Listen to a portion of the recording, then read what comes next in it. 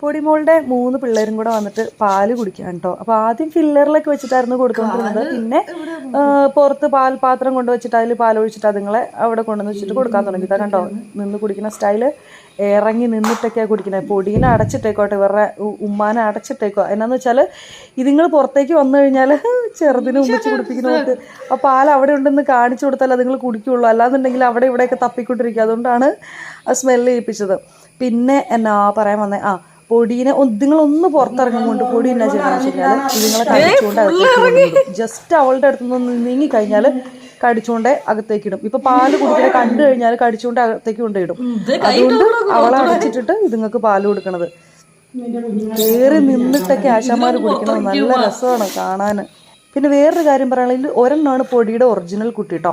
ബാക്കിയാണ് ഞങ്ങൾ 2 എണ്ണത്തിന് ദത്തെടുത്തത്. അവളുടെ 2 കുഞ്ഞുങ്ങൾ മരിച്ചു പോയപ്പോഴത്തേക്കും ഞങ്ങൾ അതേ പ്രായത്തിലുള്ള 2 എണ്ണത്തിന് ദത്തെടുത്ത് കൊടുത്തത്. അവൾക്ക് ഇതുവരെ മനസ്സിലായിട്ടില്ല.